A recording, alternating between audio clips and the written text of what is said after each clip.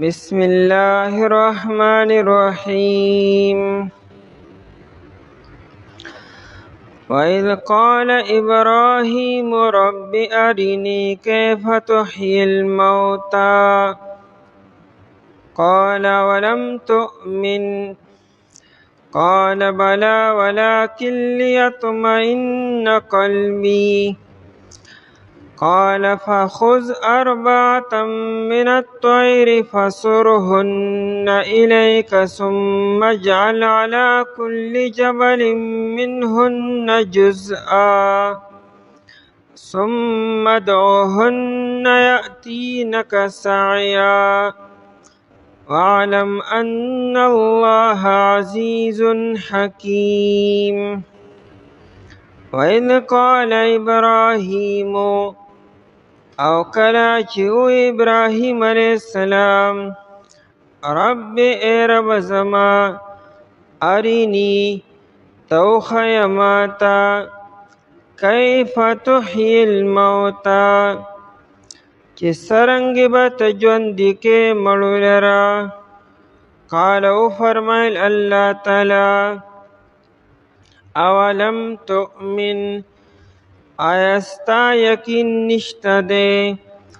قال او ابراهیم علیہ السلام بلا ولنا ولكن ليطمئن قلبي لیکن د پاره دی چې مطمئن شي زړه زما.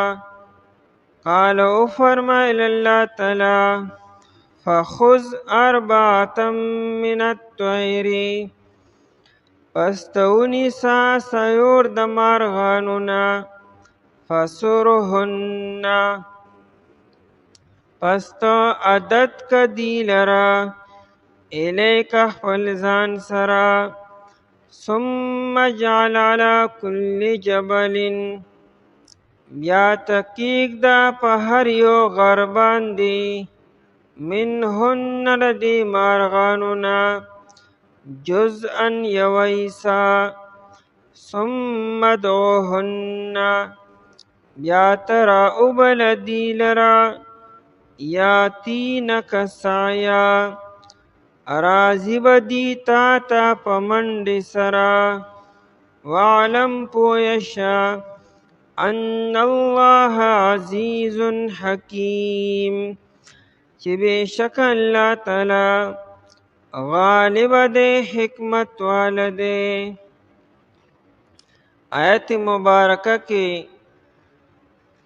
د مړي د ژوندي کولو باندې الله تعالی قادر دی د دې بیان دی چې الله جل شانه ته مکمل قدرت حاصل دی چې مړي دوباره را ژوندي کی.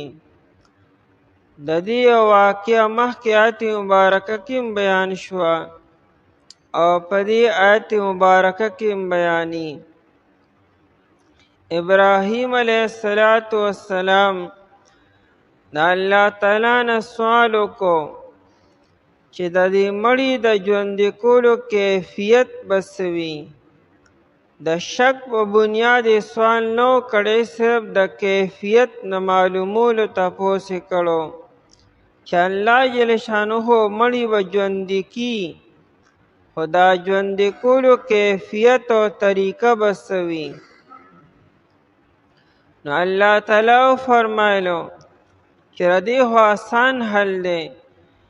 سلور مارغان چې کم ستا خوښ وي هغه راوله ځان سره کور کې وساته، عادت یې که چې تا سره مانوس شي تر دې چې تیم خو پیژني او ستا په آواز باندې تاله راځي چې څومره موده کې هغه ته عادت کولی شي چې ته هر یو مارغه ته خپل آواز کې هغه ستا په آواز باندې تاله خواله راشي.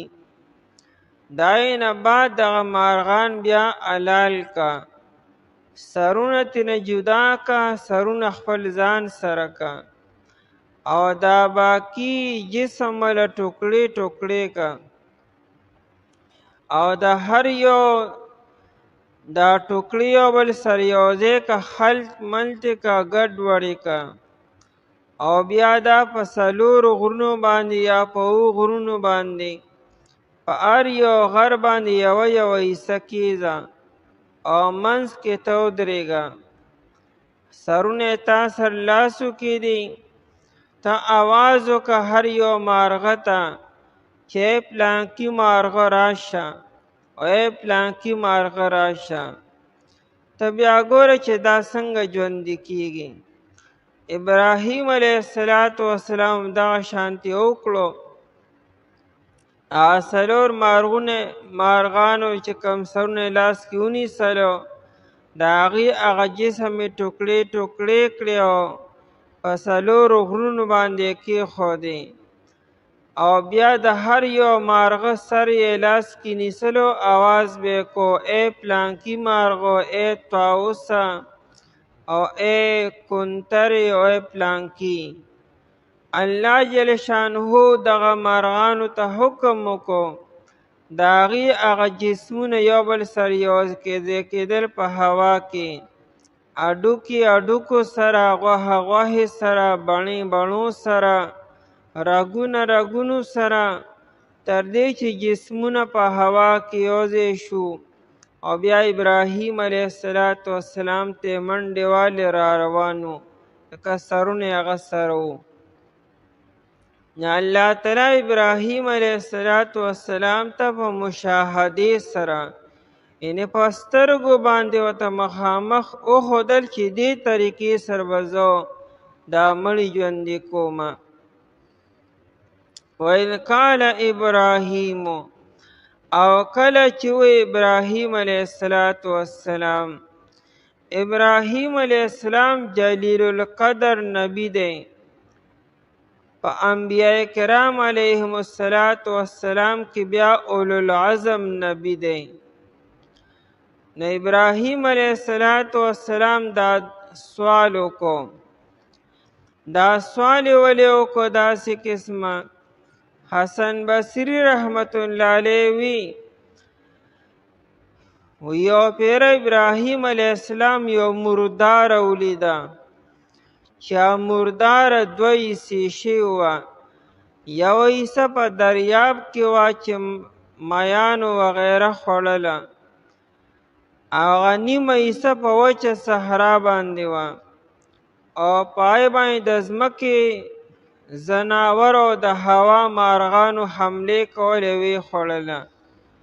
ابراهیم علیه السلام چې وکتل چې دا یو حیوان دی دوه حصې شو، نیم په سمندر کې او نیم په وچه باندې، او قسمه قسم حیوانات وخوړو او دا به م الله تعالی ژوندي کي به. د ده بدن دا ټوکړې خو مختلفو حیواناتو خېټو ته لاړې چې دا به لا څنګه طریقې سره ژوندي کیږي به.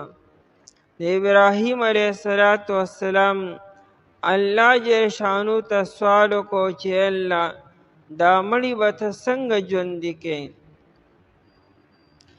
او دویم کول دا دی چې ابراهیم علیه السلام ته فرشتو وی چې الله تعالی ته خپل خلیل وګرځولې، خپل جګري دوست یې وګرځولې، او د هغې یو علامت دا دی چې الله تعالی به ستا هره دعا اوس قبلي به، ستا هره دعا به په ټیم قبلیږي، ریجکټ کیږي به نه.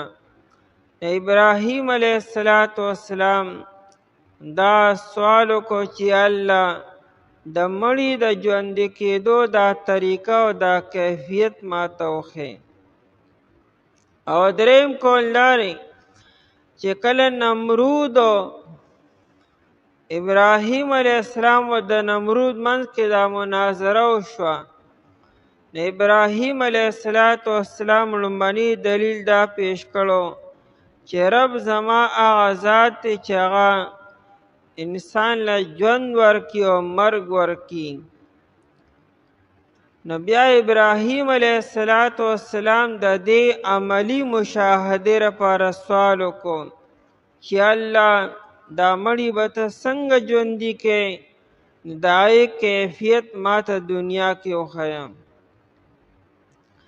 نو دا خیال راوستل دا څه ګناه نو د ابراهیم علیه السلام دا خیال راوستل پړه کې او دا دعا کول داسې د ګناه او د بېادبۍ خبره نه ده.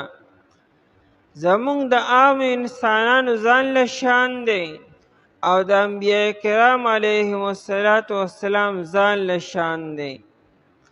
انبیاء کرام علیهم السلام دپاره ډېرې خبرې جایز دي چې هغه زمونږ دپاره جایز نه دي. ځکه انبیاء کرام علیهم السلام مبلغ وي، خلکو ته تبلیغ کی، نه خلکو ته عملی نمونه هم ښودلی شي. موسی علیه السلام الله پاک ته سوال وکړ الله ما ته خپل ځان وښیه، زه تا لیدل غواړم. الله تعالی ما نشي لیدی. دا سوال مونږه تاسو اوس نشو کولی. یو عام انسان دا دعا او دا سوال نشي کولی چې الله ما ته خپل ځان وښیه. دارنګې ابراهیم علیه السلام دا دعا وکړه. یا عزیر علیه السلام مخکنی آیت کې ویلو چې دا کلی به څنګه ژوندي کیږي. نو الله تعالی انبیاء کرام علیهم السلام ته ډېرې خبرې ښیي. نبی علیه السلام د معراج په شپه باندې بره بوتو، د کائنات عجیبه قدرتونه ورته وښودلو. پخپله د ابراهیم علیه السلام ته الله تعالی د اسمانونو د ځمکو عجایبات ښودلي. وکذلک نوری ابراهیم ملکوت السماوات والارض ولیکون من الموقنین. موږ ابراهیم علیه السلام ته د اسمانونو د ځمکو عجایبات وښودلو د پاره دی چې دی یقین کوونکی شي. ولقد آتینا ابراهیم رشده من قبل وکنا به عالمین. موږ ابراهیم علیه السلام ته په ماشوموالي کې سمجداري او پوهه او عقل متور کړو. د انبیاء کرام علیهم السلام ځان له ناشنا شانی. ابراهیم علیه السلام که دا سوال کړی دی، دعا یې کړې ده، نو نه دا بې ادبي ده او نه دا غیر شرعي دعا ده او نه دا د شک په بنیاد باندې وه. رب ای رب زما آرینی ته وښیه ماته.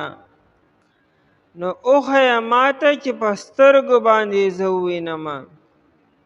د علم خاصم ابراهیم علیه السلام ته شته او یقین یې شته چې الله تعالی به دا کی به، خو چې زی دنیا کې په خپلو سترګو باندې ووینم. کیف تحیی الموتی، څرنګې به ته ژوندي کې مړو لره. کیفیت باره کې وي، یعنې ژوندي کول خو به کیږي. دا تپوس ابراهیم علیه السلام نه کی چې الله ته به مړي ژوندي کې او که نه، دا تپوس نه کی. مړي خو به الله تعالی ژوندي کی به، خو د ژوندي کولو د کیفیت او طریقې کار به څه وي، نو دا کیفیت او د طریقې کار باره کې تپوس یې کړی دی. قال او فرمایل الله تعالی ولم تؤمن، آیا ستا یقین نشته دی؟ الله جل شانو دا جواب وکړ تا ستا یقین نشته دی؟ دی ولې ووایي؟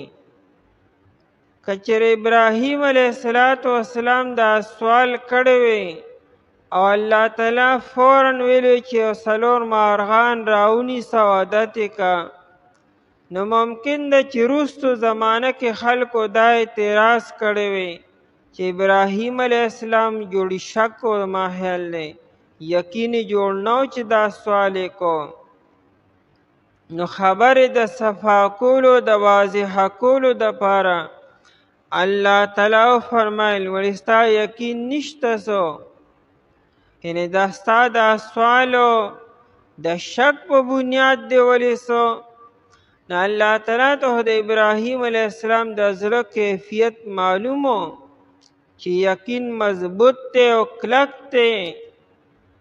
کم ابراهیم علیه السلام چې اور ته روان دی او خطرناک اور ته، هغه وخت کې ابراهیم علیه السلام شک نری کړی. هغه ټیم کې د استقامت غر و، نو په دې وخت کې به څنګه شک کړو.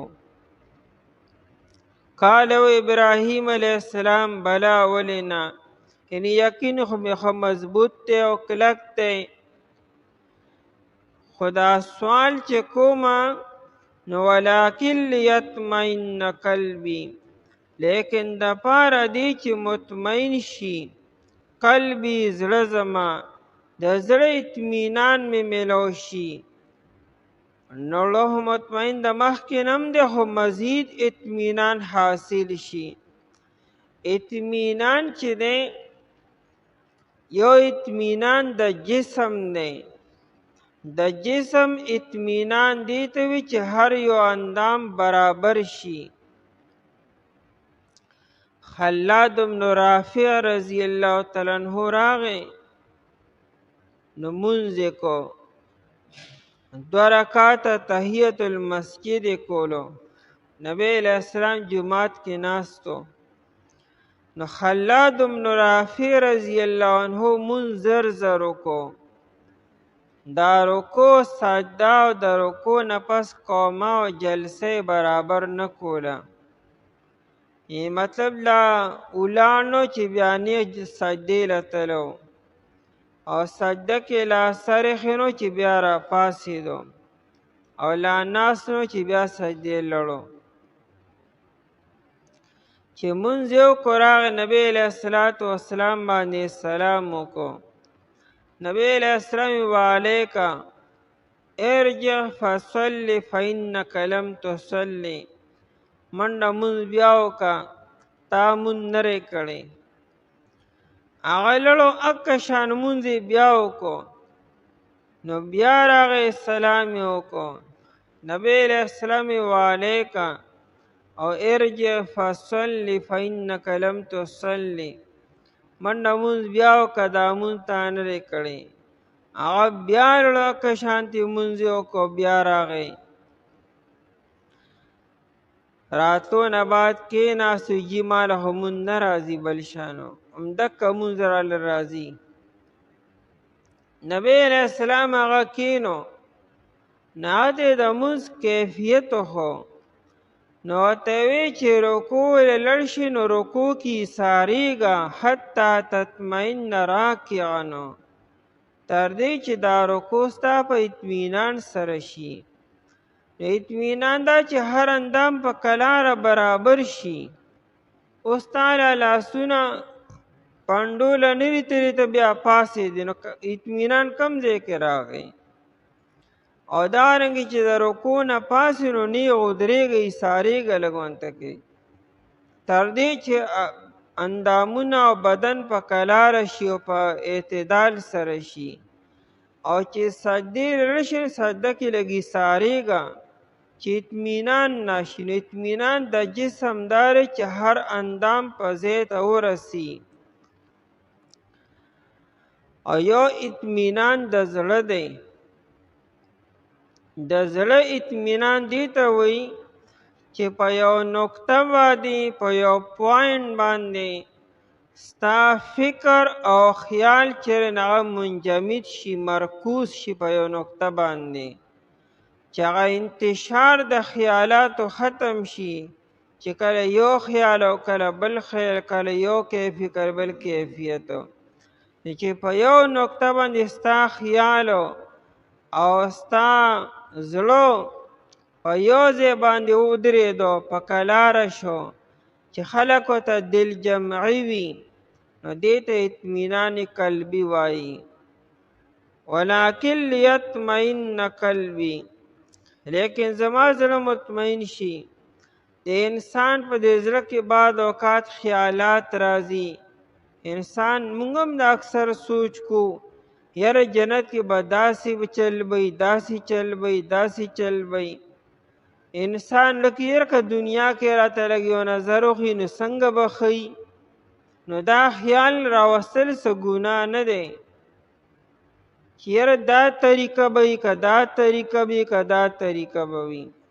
نو دارنګې د انسان په ذهن کې دا خیال لري چې دې طریقې سره به ژوندي کی به، نو اطمینان قلبي چې یو کیفیت ماته متعین شي چې په دې طریقې سره.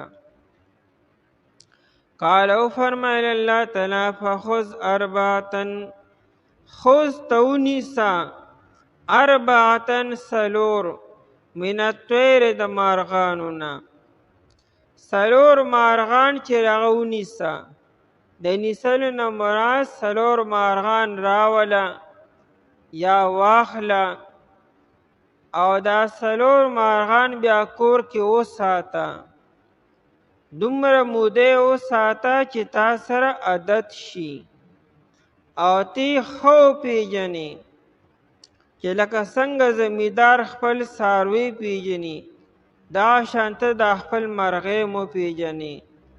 نو چې انسان دا مرغۍ ډېر ساتي ډېره زمانه، بیا انسان هغه مرغۍ باقاعده پیژني په هوا کې دا زما کونتره ده نو پیژني، او چې تا سره دونه عادت شي چې ستا په آواز باندې تاله بیا راځي، نو دای نه بعد به بیا علالی به. دا سلور مارغان چې دي قرآن کریم دی نومونه نه دی اغستی، خو مفسرین حضرات ورته ذکر کړی دی. دا سلور مارغان چې په دې کې یو طاووس او دویم کنتره وه او دریم چې نه کارغه او څلورم چرګ او یو قول دا دی چې دا یو پکې بته وه. دا سلور مارغان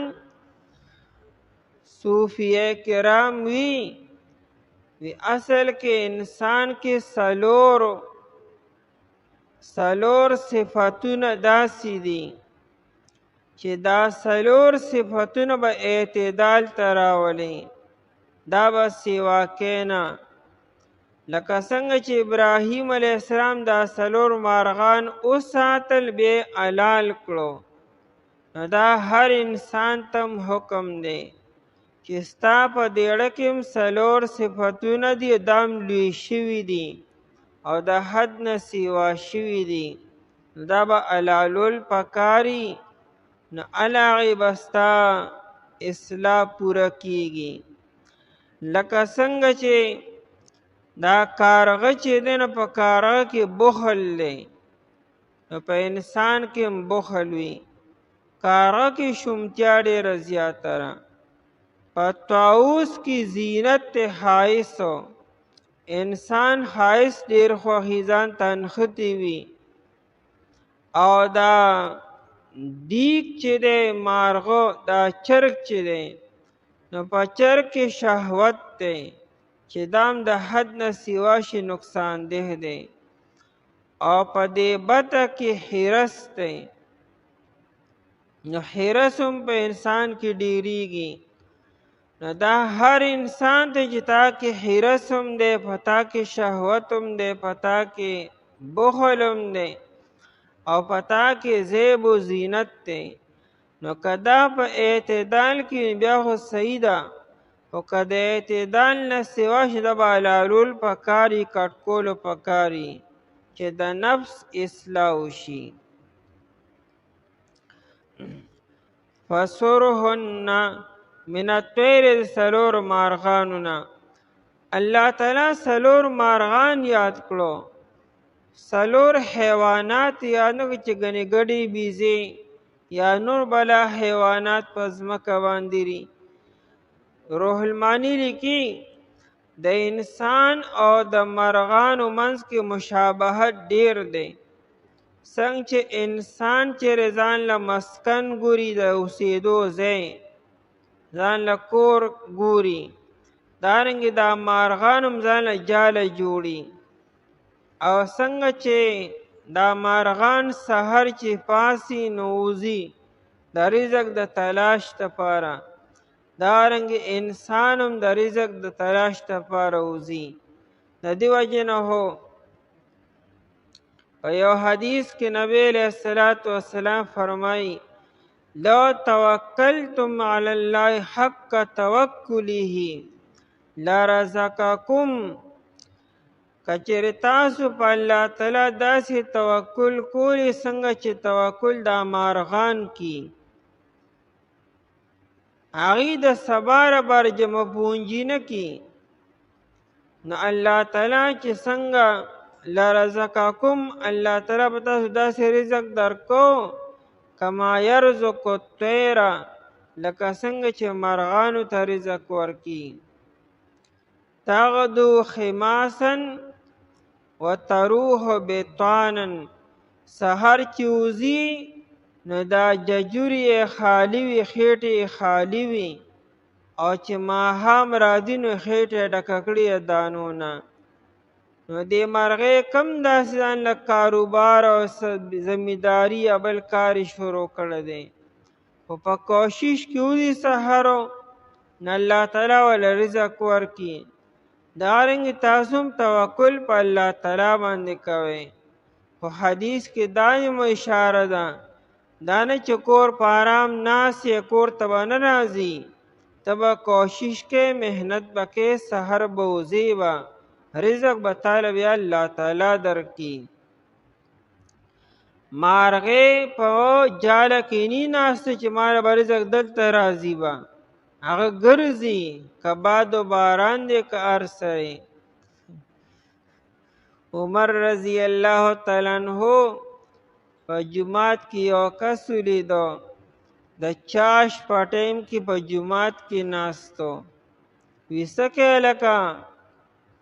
وی ناستم جی ذکر و اذکار او عبادت کومه. یو کوړی ول رابولي باروزه، ورته وی د مدینې منورې د پاڼو نه پیسې نه پیدا کیږي د دې ونو نه، چې ته ګنې تا ته به جومات ته راځي به، دا ستا د محنت او د مزدورۍ پیسې، محنت او مزدوري کوه، د عبادت په ټیم کې بیا عبادت کوه، د عبادت 15 اوقات منځونه دا ټیم کوه، د مازدیګر نه تر ماخوستنه پورې کوه، د شپې کوه، الله تعالی ته ولاړ شه. دا د ورځ خو الله تعالی ستا د معاش دپاره پیدا کړې ده، دا ټیم د جومات کې څه ته ناست دی؟ هغه ورته وایي د مدینې منورې په دې ونو کې پیسې نه پیدا کیږي، دا ورته کاروبار به کې، محنت به کې، کوشش به کې، مزدوري به کې، تا ته به رزق ملاویږي به. نو توکل به د الله تعالی په ذات باندې ساتي، لیکن کوشش به کې، نو تا ته بیا ملاویږي. فسرهن، پس عادت کدی لرا، سرهن ای عملهن، مایل کدی لرا، یعنی څلور مارغان چې راولي فوراً مال علوه او ځان سره کور کې وساته، عادت یې که. سوار یسورو سوار یسیرو په دو معنو باندې راځي، یو معنی کټ کولو او بل په معنا د راجمع کولو، نږدې کولو. نو فسرهن ته را نږدې که دی لره، نو را نږدې کې به په دې چې ځان سره عادت کې، مانوس یې کې. فسرهن، پس عادت که ته دی لره. مرغۍ کور کې ساتلی شي جایز دي، یو انسان ارنګ مرغۍ ساتلی شي، خو صرف ساتل نری، د هغې د خوراک او د څښاک انتظام به کوي او د ګرمۍ او د سردۍ خیال به ساتي. نو مرغۍ په پنجره کې هم ساتلی شي او په کور کې هم ساتلی شي، خو د دې دوه خبرو خیال به ساتي. رزق به بیا ته ورکې، دانه اوبه به له ته ورکې به، او د ګرمۍ او د سردۍ نه به هم ساتي. بخاري کې روایت دی، یو ښځې ته الله تعالی صرف په دې وجه عذاب ورکو، جهنم ته داخله کړه چې هغې یو پیشو بنده کړله، نه وله رزق ورکو نه ازادوله چې هغه په خپله رزق پیدا کړي. یو حیوان چې تا آزاد کو دا هغه رزق په تا باندې لازم نه دی او به ځان په خپله پیدا کړي د ځمکې نه خو چې کله تا کور کې بند کو په کوډګۍ کې اوس به رزق ته ورکې تا ساتلی دی نفسرهن الیکا پس ته عادت که دی لره الیک خپل ځان سره رانږدې که دی لره خپل ځان سره یا فسرهن ته کټ که دی لره یعنی حلالې که او ټوکړې ټوکړې یې که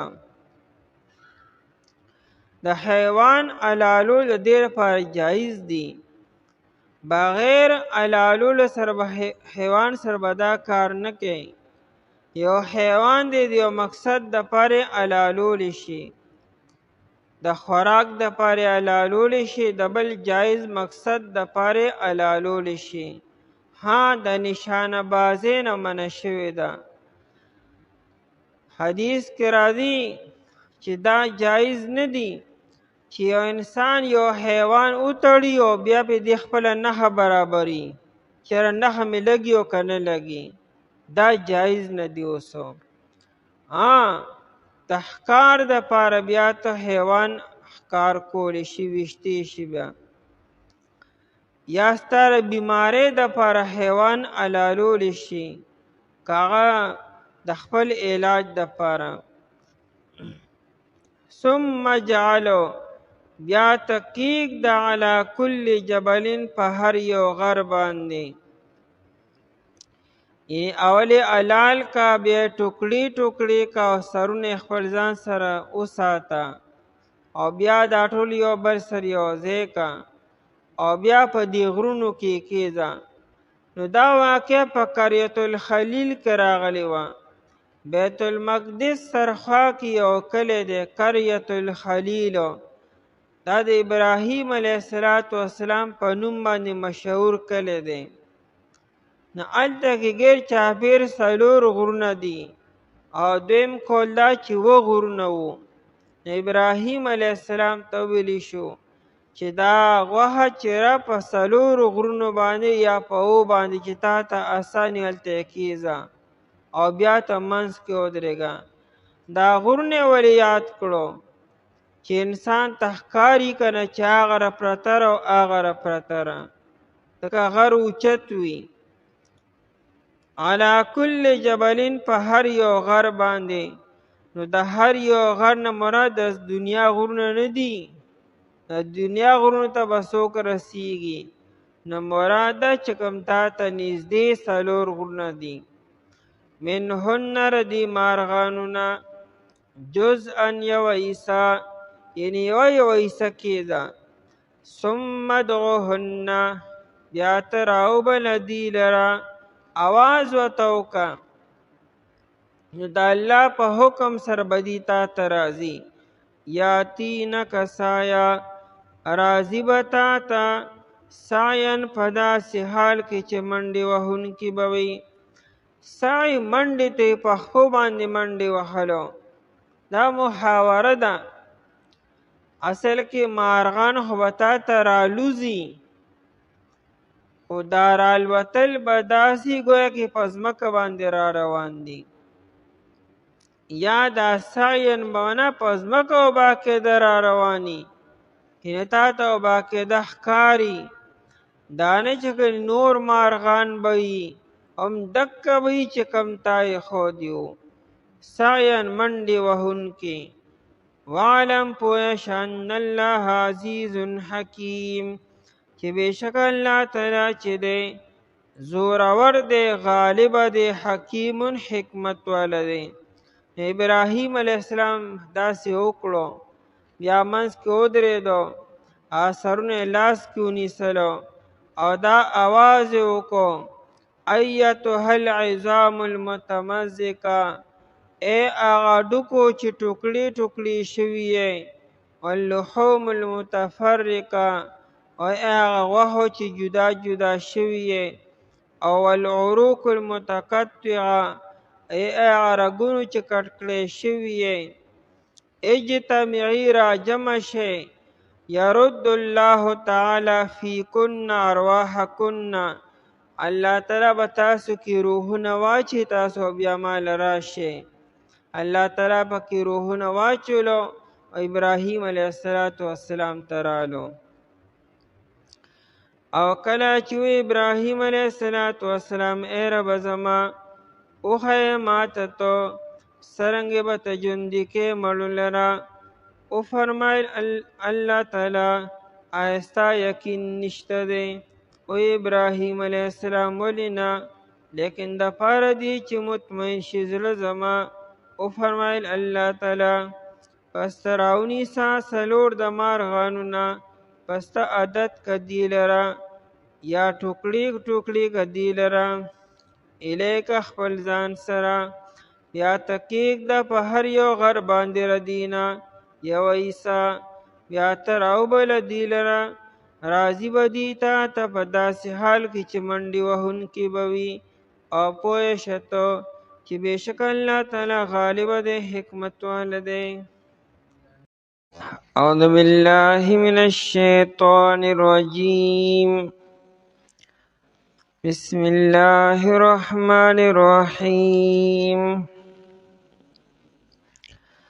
مثل الذين ينفقون أموالهم في سبيل الله كمثل حبة أنبتت 7 سنابل في كل سنبلة 100 حبة والله يضاعف لمن يشاء والله واسع عليم. مثل الذين ينفقون، مثال دا کسانو چې دی خرچ کوي، اموالهم مالونه خپل، فی سبیل الله په لار د الله تعالی کې، کمثل حبة پشان د مثال د هغه دانې دی، انبتت چې را زرغون کی، 7 سنابل وږو لره، فی کل سنبلة چې په هر یو وږي کې وي، 100 حبة 100 دانې، والله یضاعف او الله تعالی دو چن کوي، لمن یشاء د چا د پاره چې وغواړي، والله واسع علیم الله تعالی وسعت والا دی، علم والا دی. آیت مبارکه کې ترغیب دی چې د الله تعالی په لار کې مالونه لګوئ او دا مال به الله تعالی تاسو ته 100 ګنا زیات درکړي. او بیا بطور مثال مونږ ته وایي چې لکه څنګه یو سړی یو دانه په ځمکه کې د تخم کیږي او د هغې دانې نه یو ډکې راخیږي، په هغه ډکې کې 2 وږي وي او په هر یو وږي کې 100 دانې وي، نو د یوې دانې نه 200 دانې جوړې شي. نو څنګه چې دغه یوې دانې دومره برکت وکړو چې 200 دانې یې پیدا کړې، دارنګې ستا دا 1 روپۍ د الله په لاره کې لګول، دا الله تعالی دومره سیوا کوي لکه څنګه چې هغه دانې سیوا شوې. او 200 تعداد بیا هم معلوم دی، الله تعالی به 100 ګنا زیاتی ساره پاره او اجر به الله تعالی نورم درکړي به. اصل کې د عام طور چې کوم نیک عمل دي نو د هغې اجر معلوم دی. انسان چې نیک اعمال کوي نو 2 نیکو اعمالو نه علاوه چې څومره نیک اعمال دي نو دای کم از کم ثواب چرے 10 گنا دی کہ انسان منز کی او قبل یو نیک عمل کی کا ذکر کے نو داغی شروع چرے د 10 گنا نکیگی او آخری حد 200 دی او د چاره پر الله تعالی د 200 نم بیا سیوا کی لیکن دو نیک اعمال داسې دي چې د هغې ابتدا د 200 نه کیږي او انتها صرف الله ته معلومه ده پای کې یو د الله تعالی په لاره کې یعنی جهاد فی سبیل الله کې خرج کولو چې د الله تعالی د کلمې د اوچتولو دپاره یو کافر سره او دشمن سره جهاد کې او په دې جهاد کې ته په خپل ځان باندې پیسې لګې یا په یو غریب مجاهد باندې پیسې لګې دغه 1 روپۍ چې را د دې کم از کم ثواب چې دی هغه 700 ګنا دی په 200 باندې دی او بیا د دین علاوه چې الله تعالی نور سور کی که د عمل په څومره قربانو سره څومره اخلاص سره نو هغې د هغې انتها صرف الله ته معلومه ده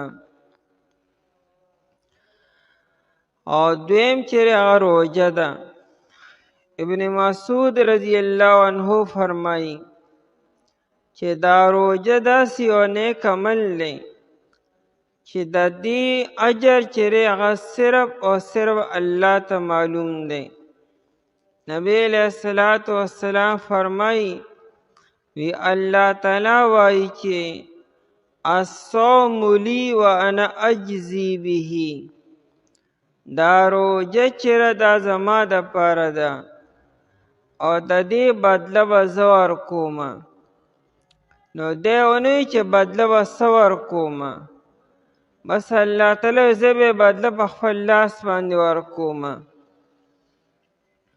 او بل حدیث کې نبی علیہ السلام وی چې د روژه دار دپاره 2 خوشحالۍ دي یو خوشحالي خو د افطار په ټیم کې ده چې دعا یې قبلیږي او دویمه خوشحالي چې کله دی الله تعالی سره ملاقات وکړي نو الله تعالی به دې خوشحاله کړي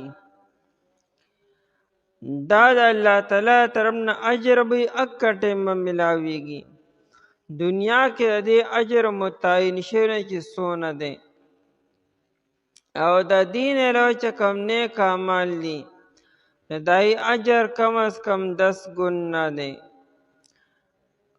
آیاتونو کې په حدیثونو کې 2 ګنا راځي 2 ګنا یو زمونږ دی یو د الله تعالی دی زمونږ دوګنا دار چې د یو په بدله کې 2 او د 2 بدله کې 4 بدله کې 8 دې ته دوګنا وایي یو د الله تعالی دوګنا دی نو د الله تعالی دوګنا کم از کم 10 ګنا دی د 10 نه شروع شي بیا د چا دپاره او یا د چا دپاره 200 د چا دپاره 1,00,000 او د چا دپاره هم سیوا آیت کې ترغیب دی چې زما په لاره کې مال ولګوئ اصل کې آیت مبارکه د 2 صحابو باره کې نازل شوی دی یو عبدالرحمن ابن عوف رضی الله عنه او دویم عثمان ابن عفان رضی الله تعالی عنه چې کله تبوک جنگ راغی تبوک دی جنگ ته قرآن کریم ساعت العسره وی ډیر د سختۍ زمانه وه ګرمي په شدت سره وه مخکې نه قحط راغلو میوې کمې شوې او په دغه وخت کې کجور میوه ډېره ښکلې نیسلې وه یو کال مخکې شارټیج او کمی و او په کم کال چې دا جنگ کېدو نو په دغه کال فصل ډېر ښکلی شو. دا هر چا ورته نظرونه و چې یاره څه کال به مال ډېر زیات میلاو شي نو تېر کاله کمي به سره پوره شي. او سفر هم ډېر زیات اوږد و. هغه تبوک ته تللو او بل دا چې لښکر غټ و او سامان کم و. نو نبی علیه السلام اعلان وکړو په جومات کې څادر غوړولی و چې خلکو د الله په لاره کې مال ولګوئ، صدقې وکړئ، خیراتونه وکړئ. هر یو صحابي د خپل وس مطابق اخلاص کو. عبدالرحمن ابن عوف رضی الله عنه لړو او ځان سره 4000 درهم وروړو او نبی علیه السلام ته وی چې جی ما سر کور کې 8000 درهم و. ما 4000 درهم چرې امسکتو لاهلی 4000 درهم می د خپل اهل و عیال دپاره هغه پاتې کړو او 4000 درهم چې دي نو اکرستوها لربی دا ما خپل رب ته قرض ورکړو. نبی علیه السلام ته دعا وکړه بارک الله لک فیما امسکت و فیما اعطیت. دا تا چې الله له څه ورکړو په دې د الله تعالی برکت واچي او چې ځان سره د کم کور کې پریښي دي په هغې کې دې الله تعالی برکت واچي. دې کې عثمان ابن عفان رضی الله تعالی عنه راغی نو هغه 1000 دینار پیش کړو. یو دینار چې دا د سرو سره پاسه 4 ماسې یو دیناری سره پاسه 4 ماسې سره چینده یو دیناری چې 1000 دینار شو نو 4500 ماسې سونه شوه چې بیا انسان په تولو کې څونه تولې ته جوړیږي. نبی علیه السلام هغه دینار راواغستلو او دا عبدالرحمن ابن عوف رضی الله په خپله وي چې یقلبها. نبی علیه السلام هغه دراهم په خپل لاس کې اړول راړولو او یو روایت کې داسې دی چې عثمان رضی الله تعالی عنہ 1000 اوښان پیش کړو او هر یو اوښ د پاسه 100 سامانو او بلکې دی مو وی چې علی جهاز من لا جهاز له چې کم یو مجاهد سره سم نی دا به زه ورکومه که چا سره توره نی زه به له توره اخلمه که چا سره نیزه نی زه به له نیزه ورکوم که چا سره سورلی نی سورلی به له ورکومه چې چا ته څه ضرورت بس ماته دی وایي زه به له ورکوم به. نبی علیه السلام دومره خوشحاله شو د عثمان ابن عفان رضی الله تعالی عنه نه چې دا لاس یې اوچت کړو او وی یا رب عثمان وی ای د عثمان ربا انی رضیت عنه زره دنه خوشحاله ما راضی ما فرد عنه خدای ته تنم راضی شي. او یو روایت کې داسې دي چې نبی علیه السلام چې کله دراهم په لاس کې اړول راړل نو دی فرمایلو چې ما ضر عثمان ته به دې نه پس هېڅ قسمه نقصان میلو نه شي. ما عمل بعد اليوم که د دې نه پس دې نفقه ونه کي صدقه ورنه کي خیرات ونه کي دا نه کول ته نقصان نه ورکي د دومره صدقه وکړه چې بس دا کافي ده. او په یو روایت کې داسې دي چې نبی علیہ الصلوۃ والسلام الله جل شانه ته وی چې اللهم لا تنس لهذا اليوم، اے الله د عثمان دا روزګو د نیر نشي، یعنی د عثمان دا نانې روزګار یاد وساتي، دا د چې کوم په دې سخت وخت کې کم نفقه او کم اخلاص وکړو. په دغه موقع الله تعالی آیت مبارکه نازل کو چې دا تاسو دا چې ورکوئ سو نو دا به الله تعالی تاسو له درکي واپسو، خو دومره به یې نه درکي، دوګون نه به هم نه درکي او سهګون نه دسګون نه هم نه، الله تعالی به یې ته کم از کم په 200 باندې درکي، چې دا 1 روپۍ به تاسو ته په 700 باندې کم از کم ملاویږي، او د دې نه زیات خو د الله جل شانو بیا مرضی ده. ابو عقیل انصاری رضی الله عنه کور ته راغی. کور کې سو غریبی و انتهایی زیاته. د نبی علیہ السلام په زمانه کې دانو چې غریب به نه ورکي، هر انسان به خپل اخلاص بکو که لږو که ډیرو. کور کې سنو راغی یو یهودي سره خبره وکړه، هغه ته یې تعالی و باغ وبکم، هغه ته به له 1 سوه کجورې در کومه. نو ټوله شپه یې اوبه راوباسلې د کوهي نه.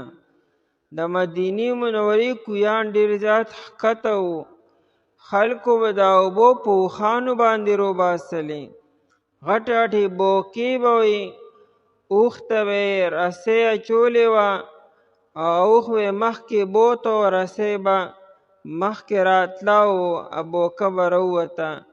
لکه پخوا زمانه کې چې جوماتونو کې دا غټې غټې بوکې وې، په سرخه به یې راوباسلې، د دین هم غټې بوکې وایي په اوښانو باندې راوباسلې.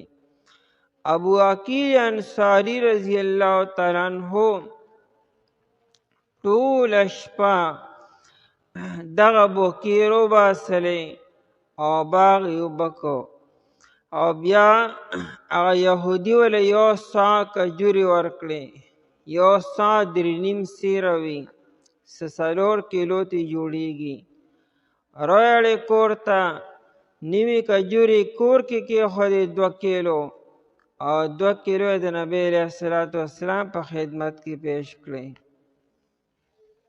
د نبی علیه السلام مخې ته یو ډیری و د مال و دولت او د کجورو د خوراکونو. نبی علیه السلام دا 2 کیلو کجورې د دې ټول ډیري د پاسه واچوه، دې کې دومره اخلاص او دومره برکت دی چې د دې د لاسه به دا ټول ډیری الله تعالی قبول کړي. منافقانو یې په دې باندې څه کېږي، په 2 کیلو کجورو باندې کور ته اوسه. ایت د ابو عقیل انصاری رضی الله عنه اخلاص څه معلومو چې دا په کومو قربانو باندې رستلی شوي دي. او عاصم رضی الله عنه 600 من کجورې پیش کړې، 600 من کجورې عاصم رضی الله عنه یوازې پیش کړې. صحابو ناشنا اخلاص وکړو. په دې موقع د آیت مبارکه نازل شوی دی چې دا تاسو کم اخلاص کوئ، کمې پیسې ورکوئ د الله په لاره کې، که لږې دي او که ډېرې دي، دا به الله تعالی تاسو ته 100 ګونه زیات درکړي. دیو وجې نبی علیه الصلاة والسلام وفرمایلو چې د صحابو 4 ګرامه، یعنی 4 ماسې چیرې صحابو چې 4 ماسې صدقه کړي او نور خلق د احد د غر برابر مال خرج کی، د صحابو هغه 4 ماسو ته نه رسی. که هغوی 4 روپۍ ورکړي دي او نن یو سړی 4 اربه روپۍ چې کوم 4 کربه هم ورکي، دا د صحابو هغه 4 روپو ته نه رسی. ای چې په کوم اخلاص او په کوم قربانو باندې ورکړي دي، ټیک ته نن سبا به کثرت ډیرې پیسې به ډیرې وي لیکن هغه شان احتیاط به نه شوي، هغه شان اخلاص به نه وي، هغه شان قربانۍ به نه کومې قربانۍ چې صحابه کرام رضی الله تعالی عنهم کړي دي. مثل الذین ينفقون، مثال دا کسانو مثالو اصل کې مثلو نفقات الذین، مثل اسی خپل معنی نظیر دی، یعنی د چا مشابه کېدلو، یو شان کېدلو. دا مثل بیا د کهاوت او د متل دپاره استعمالیږي. یو عجیب و غریب واقعه وشي او بیا هغه شان بیا په عالم کې کیږي نو خلک دا خو لکه مثل دی، دا متل شي بیا. او دا مثل د حالت عجیبه دپاره بیا استعمالیږي، یعنی یو حالت او یو کیفیت. مثل الذین، مثال دا کسانو، نو مثل نفقات الذین، دا خلکو د نفقو مثالو، ينفقون اموالهم چې دی خرج کوي خپل مالونه. دا کم خلک چې خپل مالونه خرج کوي، ګوره اموالهم یې وي، پردي مالونه به نه خرج کوي. پښتو کې هم خلکو کې پردي سنډاګان مه خیراتي کوه، خپل مالو ستا چې کوم ذاتي ملکیت دی د هغې د خرج کولو مثالو.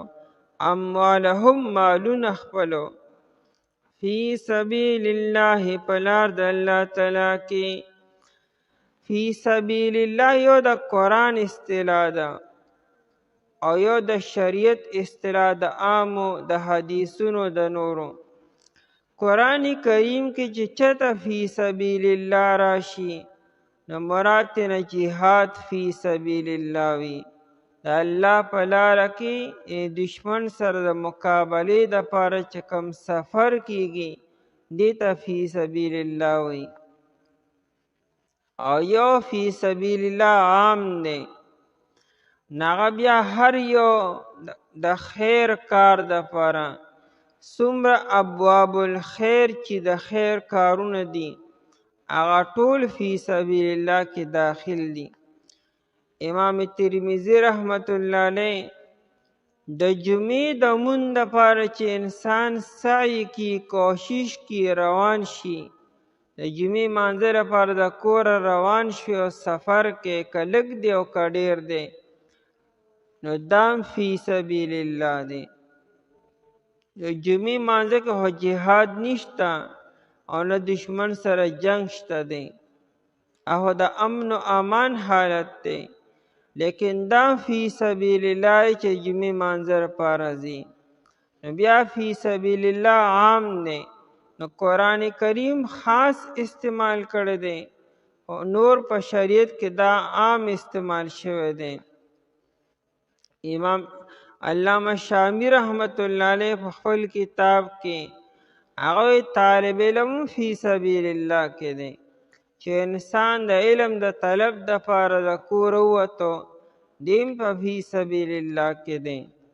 نو تمام ابواب الخیرو د خیر چې څونه لارې دي څونه طریقې دي دا ټول فی سبیل الله کې دي.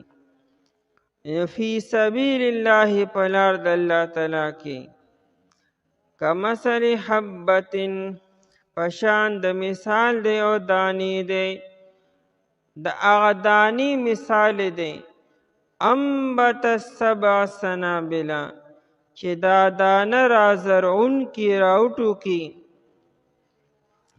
نبات را وتو ته ویل کیږي، را پړسېدو ته او را ختلو ته ویل کیږي.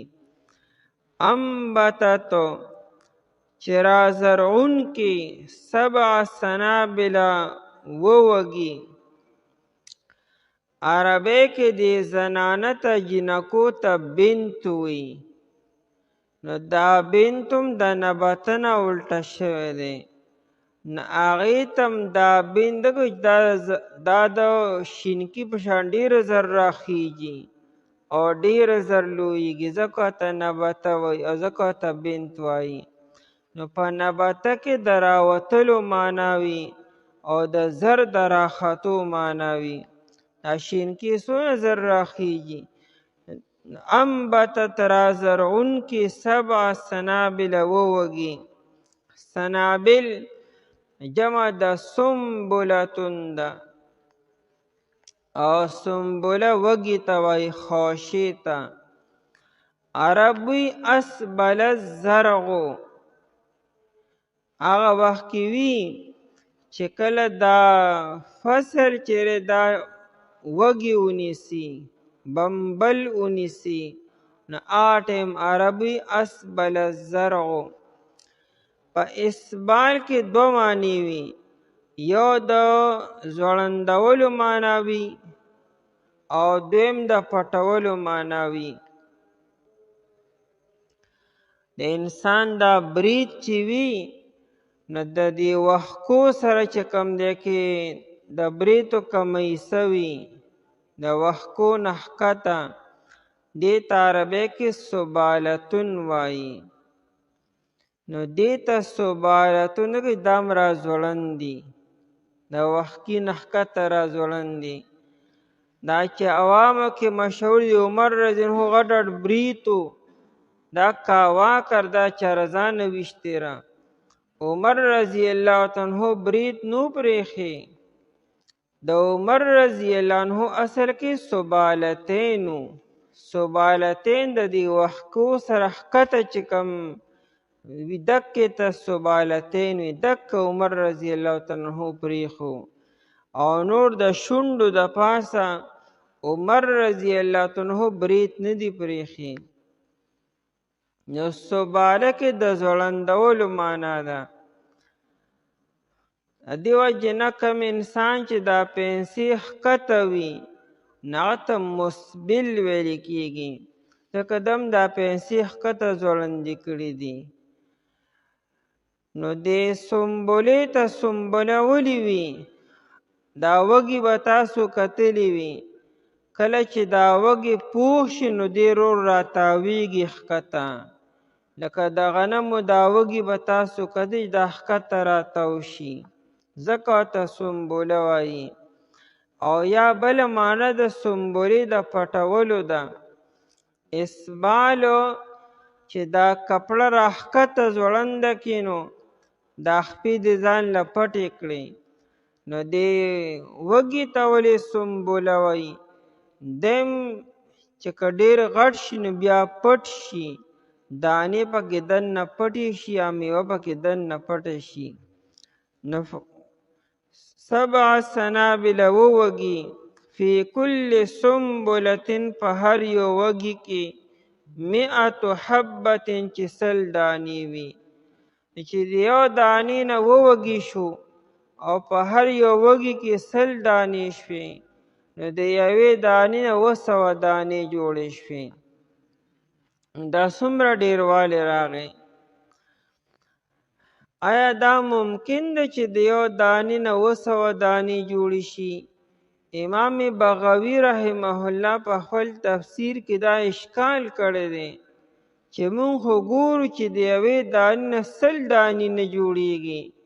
که ته یو وږی کړو کې که د جوارو دی او که د غنمو دی، نو پای کې خو 100 دانې نه جوړېږي. قرآن کریم مثال د 200 دانو ولې ورکي؟ نو بیا فرمای چې دا څه ناممکن او محال نه ده. ممکن ده چې په یو زمانه کې داسې شوي، په یو علاقه کې داسې کیږي چې د یو دانې نه 200 دانې جوړې شي. یو ټانټه چې دا یو ډکې دی هغه به 2 وږي ونیسي او په هر یو وږي کې به 100 دانې وي او 200 دانې به جوړې شي. امام ابو داود رحمه الله په ابو داود شریف کې وی شبرتو، وی ما په مصر کې یو تره ولیده. خو زمونږ د علاقو طرف 22 ني او دن زیات 23 کا. هغه ما په مصر کې تره ولیده، وی هغه تره ما په لیشتو باندې ورې 14 لیشت هغه تره وختله. او دا امام ابو داود رحمه الله په خپل کتاب ابو داود شریف کې کتاب الزکات کې وی کله چې مال کې برکت بیا داسې برکت راځي. دا خو بے برکتی رالو دانی وړې وړې شوې. د بنو امیو په خزانو کې د غنمو دانی پرتی وي. امام احمد بن حنبل رحمت الله علیه چې ما په خپله د بنو امیو په خزانو کې ما بوجې کولو کړې، نو پای کې د غنمو یو دانه د کجوري د اډو کې برابر وه. دا خو برکت ختم شو، نو وړې ارس واړه واړه شو. ورنه برکت چې کله بیا ارس بیا ډیر شي بیا. نو فرمایي چې داسې ناممکن نه ده چې د یوې دانې نه یو ډکې 2 وږي ونیسي او بیا په هر یو وږي کې 100 دانې وي. آیت خو مثال بیانی، لیکن دې کې مونږ ته د ذمہدارۍ او اصول مونږ ته ښیي چې دا ځمکه چې کرې نو ځمکه آباده کې، تخم آلان آلا کې په ځمکه کې خور کې او ځمکه صحیح اوبه وله ورکې چې هغه زیات وږي ونیسي. دا نه چې یو ټانټه کې سره یو وږي وي. تاسو کوشش وکئ آلان آلا تخم آلان آلا سره آلان آلا اوبه ځمکه همواره کې برابر کې چې هغه زیات وږي ونیسي او زیاتې دانې ترې حاصلې کړي. 100 حبة 100 دانې، لکه څنګه دغه 200 دانې شي دغه شان الله تعالی د مجاهدینو د خلکو دا صدقات چې دغه شان سیوا کی. والله یضاعف، الله تعالی دوچن کوي. صرف 200 الله تعالی اکتفا نه کی، الله تعالی دینم سیوا کی د 200 نه مو. لکه حدیث کې راځي نبی علیہ الصلوۃ والسلام فرمایي چې من ارسل بنفقة فی سبیل الله، یو سړی کور کې ناسته او مجاهد له پیسې ورکړي چې لاړ شه الله په لاره کې جهاد وکړه او په خپله دې لانړو واقام فی بیته فله بكل درهم 700 درهم، الله بوله د یو درهم په بدله کې 200 درهم ورکړي. نن سبا مې انسان په خپله نشي تللی، بل ملګري ولیږي هغه له نفقه او خرچه ورکړي، دله به هم الله تعالی په دې باندې 200 نیکۍ ورکړي.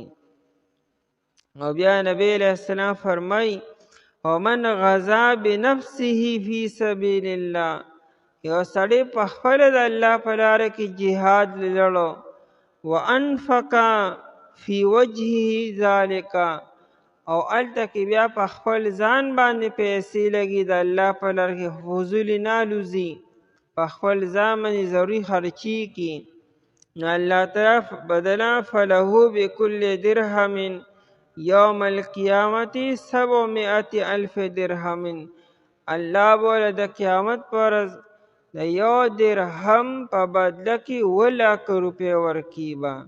او بیا نبی علیہ الصلوۃ والسلام دا آیت مبارکه ولوستو چې دې آیت ته وګورئ. والله یضاعف، الله تعالی دوچن کوي لمن یشاء، د چا دپاره چې وغواړي د 200 نولم سیوا کې د 2 لکو نولم سیوا کې. والله واسع علیم، او الله تعالی وسعت والا دی، یعنی ډیر گنجائش والا دی. الله تعالی سره کمی نشته، شارټیج نه. تاسو به ستړي شئ، الله تعالی په ورکولو نه ستړي کیږي. او علیم، الله تعالی پوهه دی چې چاله څومره ورکول پکار دي. مثال دا کسانو چې دی خرج کوي مالونه خپل په لار د الله تعالی کې په شان د مثال دا دانې دی چې را زرونکي ووږي او په هر یو وږي کې 100 دانې وي او الله تعالی دو چند کوي چا دپاره چې وغواړي او الله تعالی وسعت والا دی پوهه دی. اعوذ بالله من الشیطان الرجیم بسم الله الرحمن الرحیم الذين ينفقون أموالهم في سبيل الله ثم لا يتبعون ما أنفقوا منا ولا أذى لهم أجرهم عند ربهم ولا خوف عليهم ولا هم يحزنون قول معروف ومغفرة خير من صدقة يتبعها أذى الله غني حليم الذين ينفقون کسان چې خرج کوي اموالهم مالونه خپل فی سبیل الله فلار د الله تعالی کې ثم لا یتبعون بیا دی رستو نه لګوي ما اغا مال پسې انفقو چې دی خرج کړی دی منن زبادلو لرا ولا اذى او نه تکلیف رسولو لرا لهم اجرهم د دې دپاره اجر د دې دی عند ربهم فنز د رب د دې ولا خوف علیهم او نبی سیرا په دې باندې ولا هم يحزنون او نبدی غمجن کیگی قول معروف وینا مناسبہ ومغفرت او درگزر کول خیر بہتر دے من صدقت د اغا صدقینا یتبعها چې رستو لګي اغی پسې اذن تکلیف رسول والله غنی حلیم او الله تعالی بے نیاز دے بردبار دے. په دې مخکې آیت مبارکه کې ترغیب و چې انفاق فی سبیل الله کوئ الله تعالی به غلق مال ستاسو لپاره په 200 ګونه باندې بدل کی او د عین زیات اجر بم درکي. نه الته عام بیانو چې د الله په لار کې مال لګوئ. اوس په دې دو آیتونو کې 2 قید لګي چې په مال به الله پاک تاسو له اجر علاغې درکي چې له 2 کارونو پرهیز کوئ. یو دا چې زبادل به بیا نه کوئ چې چاله مال ورکړی د هغه بېعزتي به نه کوئ، هغه د عزت نفس خیال به ساتئ او تکلیف به ورته هېڅ قسمه نه رسوئ. که چېرې دا 2 کارونه وشو نو که ډېر مال هم لګولی دی خو زبادل وشو او یا هغه ته څه طریقې سره تکلیف ورسو نو هغه مال ضایع شوی نه، اجر به تاسو ته نه میلاویږي بلکې د ګناه کبیره ارتکاب هم وکړو. او ځان ته وګورئ که د مال لګولو نه بعد یا زبادل کوئ او یا تکلیف رسوئ نو د دې په ځای بیا نفقې مه ورکوئ، صدقې مه ورکوئ. که سایل تاسو لراغې نا په دعا سره رخصت کې چې د کم مال نه پس تاسو بیا زبادل کوئ او یا تکلیف ورته رسوئ نو دا خبره ښه ده. نه بیا ورته دعا ورته وکئ چې الله ستاسو بندې بندوبست وکړي. الله تعالی ته ستاسو د صدقو ستاسو د خیراتونو هېڅ قسمه ضرورت او حاجت نشته دی. الله تعالی پخپله غني ذات دی چې تاله مال درکولی شي او دی بل لی نشي ورکولی. وسو دا مالدار خو الله تعالی مالدار پیدا کړی دی او غریب هم الله تعالی غریب پیدا کړی دی. او دا غریب چې ستا په دروازه باندې ودرو دغه الله تعالی حالات بدلولی شي چې دغه امیر غریب شي او دا غریب امیر شي او دا امیر بیا سبا دغه غریب په دروازه باندې ودرېږي. ځکه المال غاد وراحن، مال هغه سیز دی چې سار راشي ماښام نی، چې ماښام راشي نو سار نی. په دې باندې اعتماد او باروسه نه ده پکارو. الله تعالی حالات بدلولی شي. دنیا کتلی دی چې کم انسان هیرو وي دغه نه زیرو جوړ کړي او کم انسان زیرو وي دغه نه هیرو جوړ کړي. الذین ينفقون اموالهم، هغه کسان چې دی خرچ کوي خپل مالونه فی سبیل الله په لار د الله تعالی کې. یعنی مال خو تا د الله تعالی په لاره کې د الله د رضا دپاره ورکړی دی، لیکن پرهیز نه کوي. یعنی مال دی ولګو لیکن پرهیز دی ونه کو نو د بد پرهیزۍ د وجې نه هغه اجر نه ته محروم شوې. نو قرآن کریم د مخکې نه خلک خبرداري چې شیطان به په دې طریقې سره ستاسو هغه نفقې خرابي به صدقې به دله خرابي. نو تاسو به د پرهیز کوئ، دو خبر نه به ځان ساتئ. ثم لا یتبعون، بیا دی رستو نه لګوي. اتباع چاپسی رستو لګېدلو. اتباع ته اتباع ولی وي؟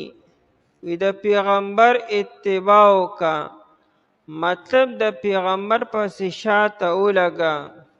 تابعداري کولو چاپسې شاته تلل دغه په قدم باندې قدم کېښودل او تللو ته تابعداري او اتباع ویل کېږي. ثم لا یتبعون، دا کم مال چې ده لګولی دی کار خیر کې ورکړی دی د هغې پسې وروستو ولګو ما انفقو، هغه مال پسې چې دی خرچ کړو که لږو که ډېرو. ځکه ما انفقو عام روړو، که لږ مال دی ورکړی او که ډېر دی ورکړی دی او که هر څومره زمانه پکې تیره شوې ده، که تازه مال دی ورکړی دی او که ډېره زمانه مخکې، هر څومره زمانه چې پکې منځ کې تیره شوه او تا هغه صدقې او هغه نفقې او خیر پسې تا ولګو. مننو، منون ویل کېږي زبادلو ته، احسان جتلانه، زبادل کولو.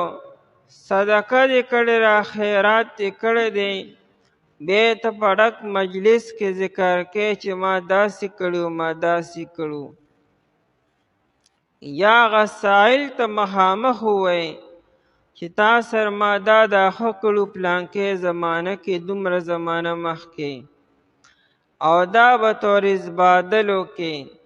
او خامخا هر انسان له الله تعالی عزت ورکړی دی.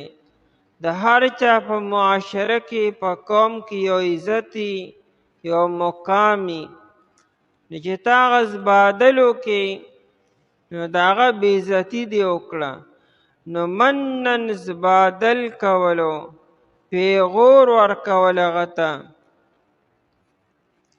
او د هغې مفسرین حضرات مثال داسې ورکي توته قد احسنت الیک ما تا سره احسان کړو په پلانکې موقع باندې حالانکه تا خو د الله د رضا لپاره صدقه ورکړې وه قرآن کریم خو فی سبیل الله فی سبیل الله د رضا دپاره یعنې ستا خو په دغه سړي باندې څه احسان نشته تا خو دا مال الله له ورکړو او د الله خزانه کې جمع شوی دی شکر وباسه چې دغه سایل ستا لپاره یو وسیله او سبب وګرځېدو چې ستا مال هلته ولګېدو که داسې که سایل نه وي غریب نه وي تا مال کم ځای کې لګو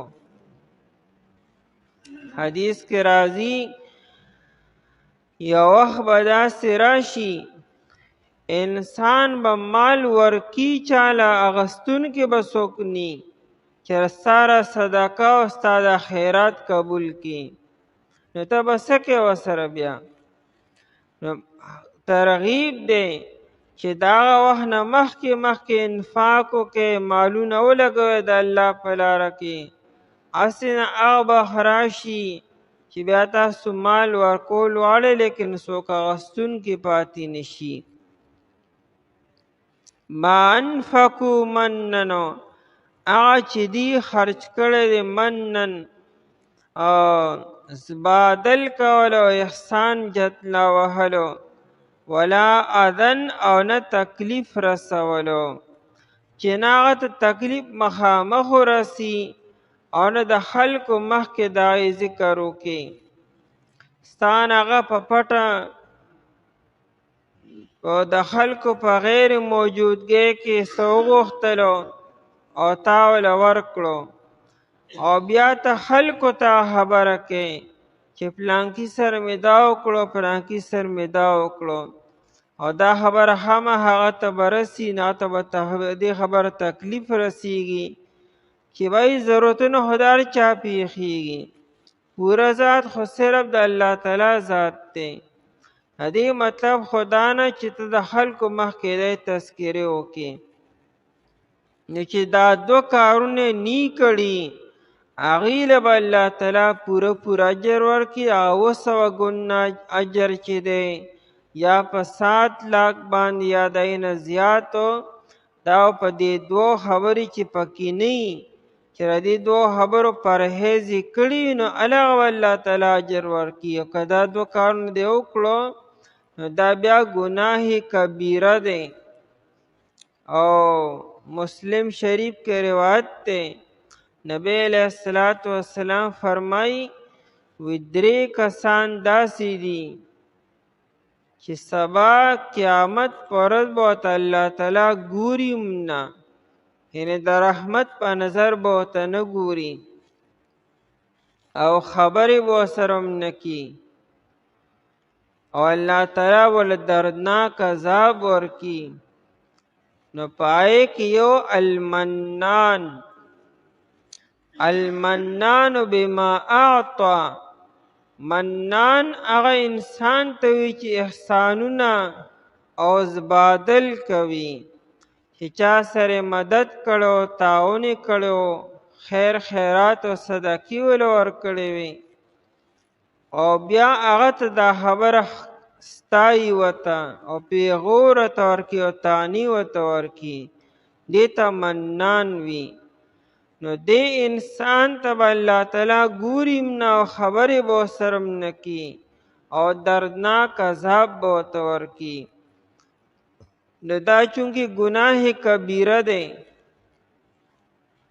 او د ګناه کبیره مستحق هم دکه ګرځي نو اجر هو سکے چې الټه ګناه دی وګټو نو مال لګول خو او کنه دا ګناه غستل بیا خدي انسان چې چا سره مدد کی تعاون کی نو کوشش دیو چې بیا خپل خوله باندې کنټرول وساتي او بیا د عیز بادل او تسخیرې نه کی منن ولا اذن احسان جتلا وهلو زبادل کولو او ولا اذن او نه تکلیف رسولو. ابوبکر صدیق رضی الله عنه بارک قرآن بھی وما لأحد عنده من نعمة تجزى الا ابتغاء وجه ربه الاعلى. ابوبکر صدیق رضی الله عنه مکی دور کې به غلامان اغستلو، چې کم غریبانان غلامان به ولکه عامر فهیره رضی الله عنه، دارنګ دا بلال رضی الله تعالی عنہ، غلامان به اغستل په ګران ګران قیمت باندې او آزادول به. نو چاوی چې دا ابوبکر صدیق رضی الله عنه چې دا غلامان ازادي د خپل فایدې لپاره چې دا به سبا په کار راځي، په سخته کې به په کار راشي. نو قرآن کریم د ابوبکر صدیق رضی الله عنه صفائی کی او وکالت کی چې نه وما لأحد عنده من نعمة تجزى الا ابتغاء وجه ربه الاعلى. دا دی چې سکی د الله د رضا دپاره کی، په ده باندې چا احسان نشته، او دا دی چې سکی د خلکو د احساناتو لپاره نه کی. ولا سوف یرضى، الله تعالی به دی خوشحالی او راضی کی با دی په دنیا کې د چانه څه تمنا او څه آرزو نه ساتي. دا چې پښتو کې کہاوت ته اردو کې چې نیکی کر دریا میں ڈال، مطلب هم دکه دی چې نیکی دی وکړه بس یېرې کا، بیا یادومه چاته چې ما داسې کړو ما داسې کړو. به دومره خبره کافی ده چې الله تعالی ته لیدلی وي، الله له توفیق درکو به تاسو نیکي وکړه، به د الله تعالی په ریکارډ کې راله به دا خبره کافی ده. مخلوق ته پته ولګېده نه څه پته ولګېده نه څه، الله تعالی ته بس پته ده. نو دا یې تذکیرې نه دي پکارو. دا امام زین العابدین رحمه الله چې دی علی اصغر چې ورته وایي د امام حسین رضی الله تعالی عنہ زوی دی. هغه کربلا میدان کې چې یو تن پاتې شوی و هغه دا علی اصغر رضی الله عنہ امام زین العابدین ورته وایي. دی چې وفات شو نو سل کورنۍ داسې راووتې چې هغوی وی چې زموږ د ټول کور خرچه چې وه هغه امام زین العابدین رحمه الله پوره کوله. او د دې خبرې د هغه زامنو ته هم پته نشته دی چې کوم د امام زین العابدین خپل زامن دي او بیبیانې دي، هغوی ته هم د دې خبرې پته نه وه چې سل کورنۍ امام زین العابدین رحمه الله سر ته کولې دی ضروریات پوره کولو، او دنیا کې چاته هم پته نشته دی. په دومره خبره کافی ده چې الله تعالی ته پته ده. منن ولا اذن، احسان جتلا وهلو ازبادل کولو، ولا اذن او نه تکلیف رسولو، چې دا دو کارونه به نه کوي. اصل کې اس قسمه تمه به نه ساتي تر دې چې تفسیر قرطبی د ابن زید رحمه الله قول لا نقل کړی دی. وی که یو داسې انسان دی چې هغه ته قرض ورکړی دی او یا تا سره احسان کړی دی مالی، او ته بیا هغه باندې سلام کې او ستا په دې سلام باندې هغه ته تکلیف رسیږي نو سلام پې بیا مه کوه. حالانکه سلام پیغمبري سنت دی، خو که سبا ته هغه ته سلام کې او په دې خبر هغه ته هغه خپل قرض چې تا ورله ورکړی هغه ته یې رایادېږي او شرمنده کېږي پې، نو امام ابن زید وی چې په دا سلام هم بیا مه کوه، ځکه قرآن چې تکلیف به ورته نه رسې. نو تکلیف رسولو دا حرام دی او مسلمان ته. لهم اجرهم د دې دپاره اجر د دې دی چې چا مال د الله رضا دپاره ورکړي وي او ازبادل پکې نه وي او دا خبرې پکې نه وي، د دې دپاره اجر د دې دی.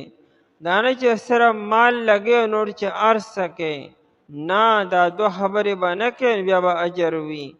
عند ربهم په نزد د رب د دې.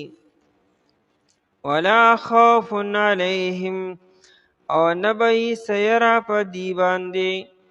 خواب تعلق مستقبل سره د آینده باره کې به دې سره څه غم او څه یره نه چې د مرګ په ټایم کې به څه کېږي، د قیامت پر باندې به څه کېږي، حساب کتاب کې به څنګه چلی، او دارنګې په پل صراط باندې به څه وي، د میزان په ټایم کې به څه وي، د الله جل شانه مخامخ کېدلو کې به څه وي.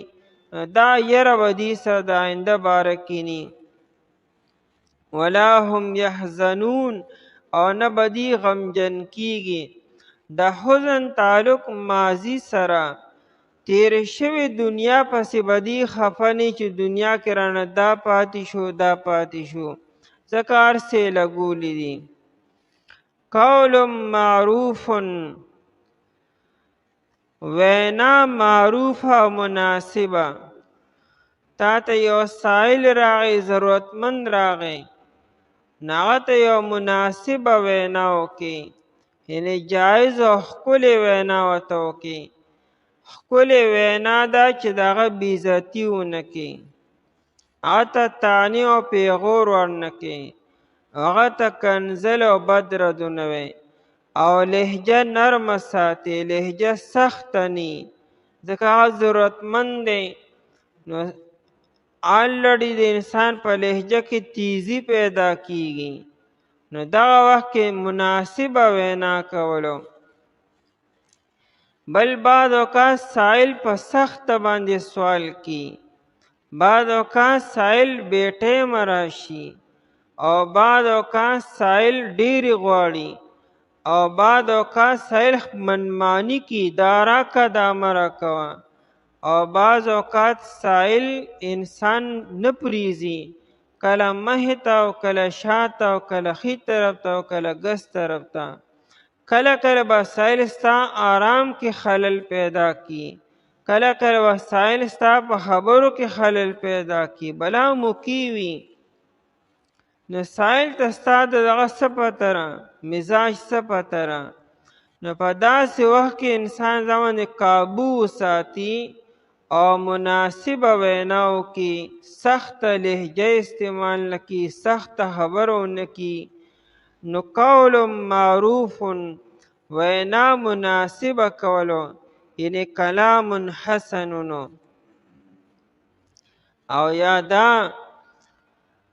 چې تا سره څه نشته او سائل تال راغی، نو هغه ته فریاد مه کوه الټه، بلکې هغه ته ښکلې وینا وکړه، دعا ورته وکړه، الله ستا په حال باندې رحم وکړي، الله زما په حال باندې رحم وکړي، الله ستا ښکلې بندوبست وکړي، الله رې دې خبرو نه خلاص کا.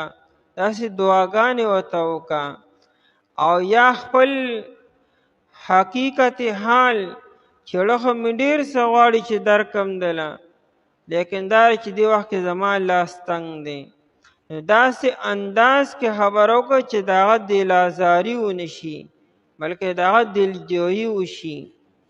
ومغفرتونو، مغفرت دو معنی، یو معنا د بخښنې دعا کول، هغه ته د بخښنې دعا وکړه چې الله دې وبخښه، الله ستا بندوبست وکړي.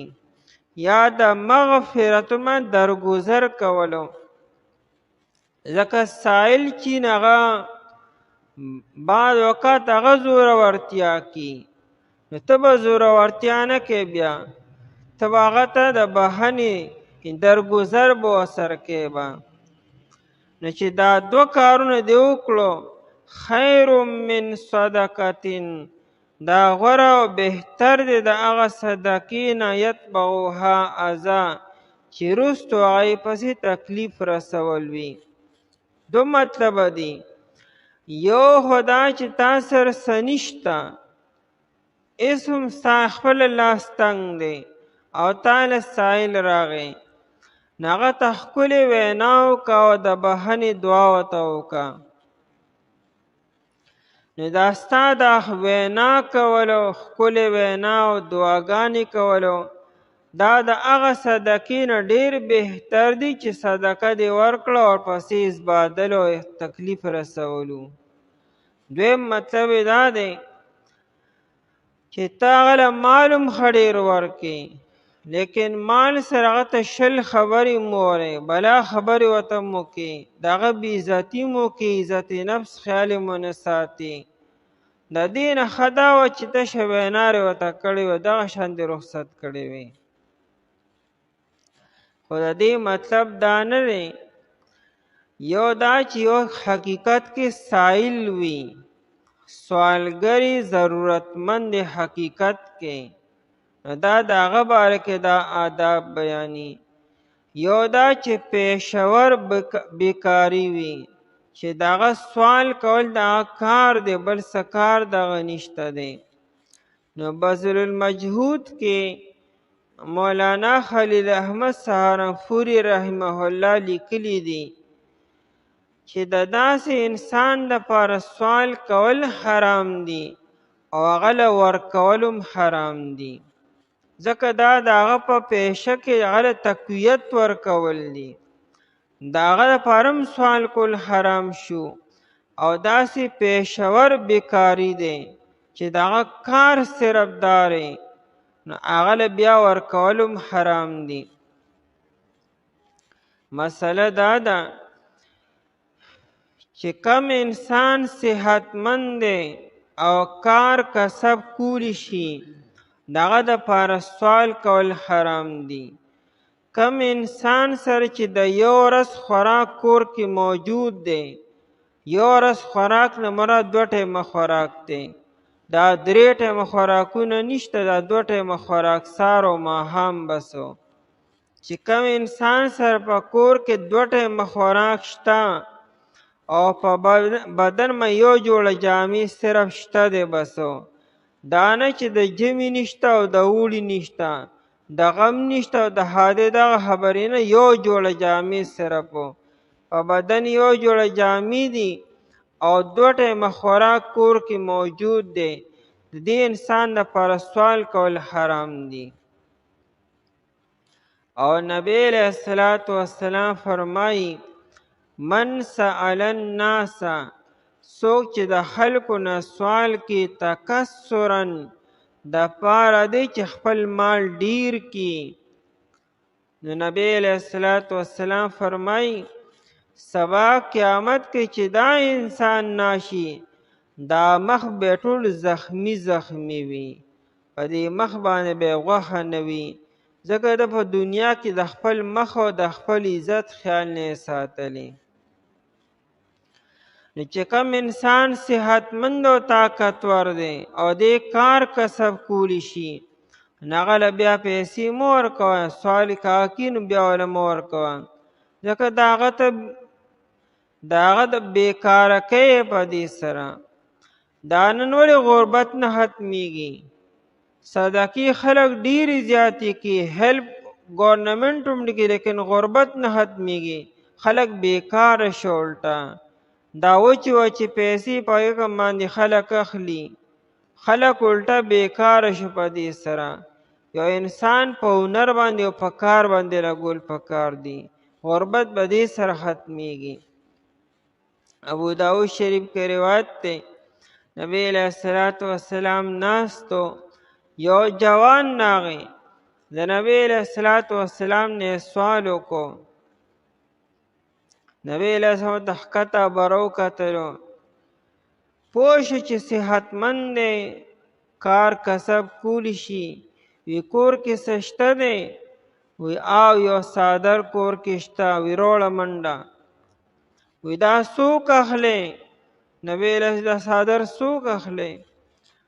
یو جی په 1 درهم باندې وی ردی نه زیاتې څو کاله جی په 2 درهم باندې نبی علیہ السلام هغه له څادر ورکو 2 درهم یې ترې واخیستو وی دا 1 درهم منډه بازار نه تبر راوړه هغه تبر راوړو نبی علیہ السلام په خپله پاڅېدو او په هغه تبر کې لاس کې واچو د یو ونې نه او هغه بل درهم یې ورله ورکو ردی خوراک او څښاک کور ته اوسه نبی علیہ السلام ورته وفرمایلو وی بیا ورې مدینه منوره کې ونه وینم مطلب دا چې زه راځه او کار کوه بس هغه شروع شو بازار ته تلو راتلو د ځنګل ته به تو خشاک به یې راوړو پردي ونې به یې نه راوړې چې کوم عمومي مباح ونې وې هغه به یې راوړې خرڅولې به یې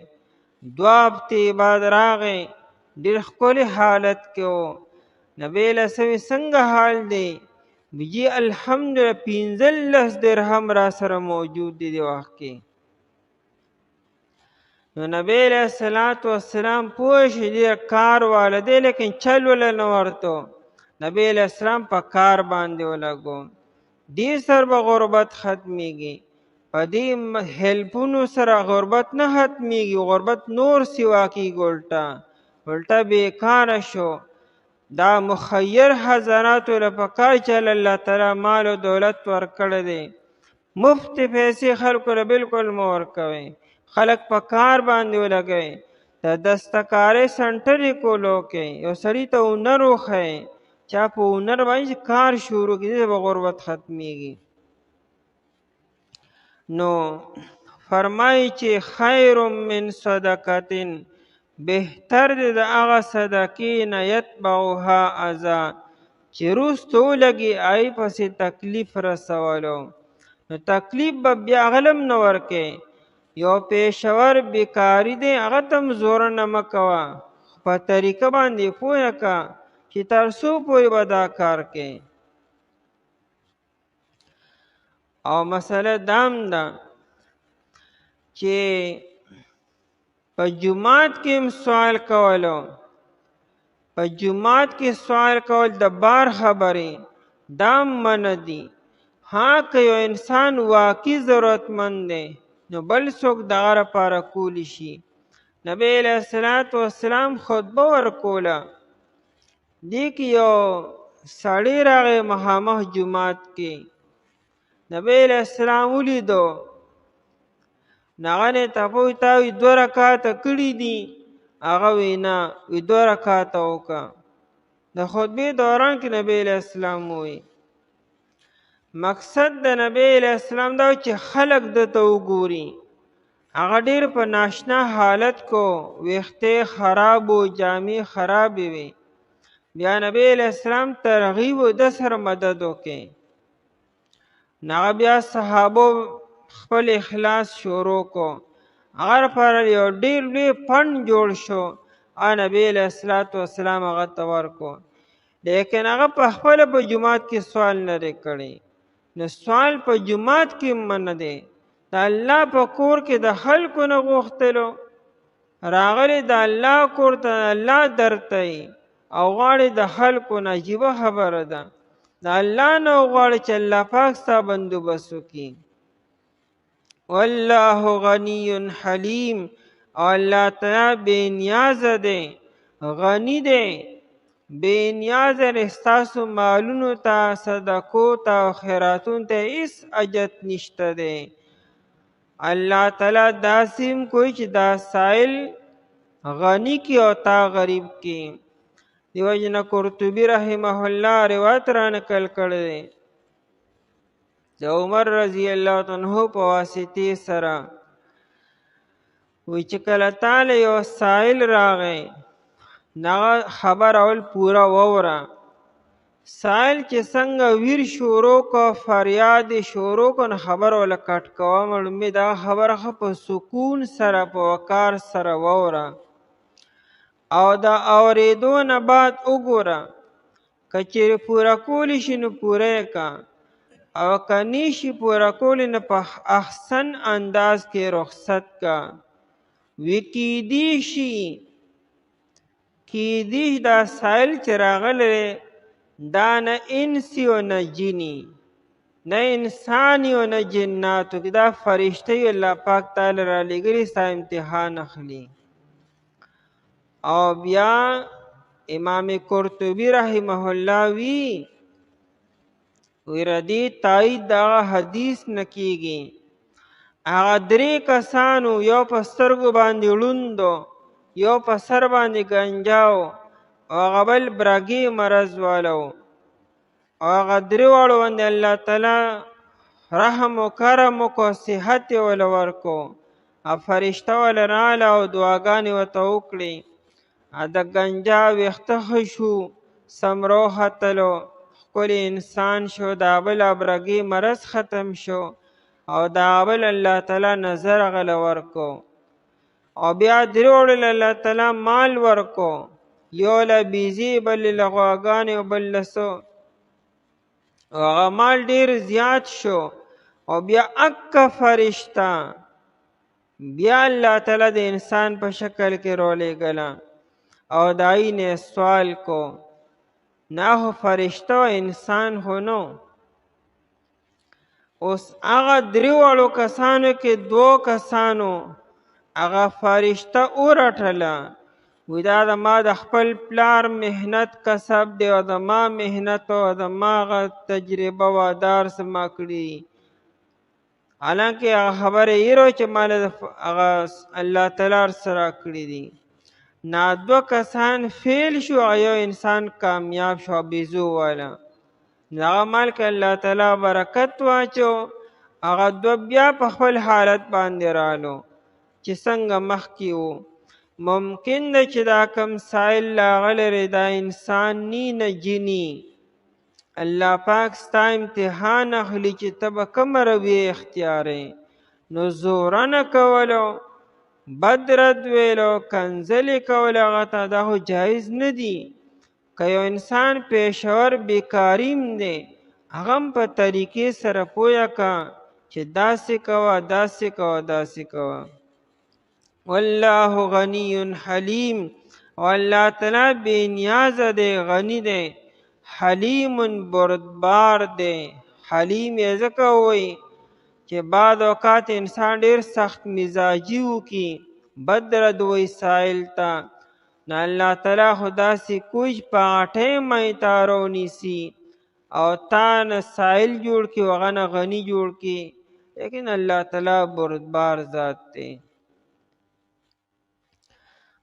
هغه کسان چې دی خرج کوي مالونه خپل په لار د الله تعالی کې، بیا دی رستو نه لګوي هغه مال پسې چې دی خرج کړی دی، احسان کولو او نه تکلیف رسولو، د دې لپاره اجر ډېرې پنی ضرب د دي، او نه به یې سیره په دي وایي، نه به دي غمجن کیږي. وینا جایزه او بهنه کول ډېر بهتر د هغه صدقې نه چې رستو لګي پسې تکلیف رسول. الله تعالی بې نیازه دی، غني دی، بردبار دی.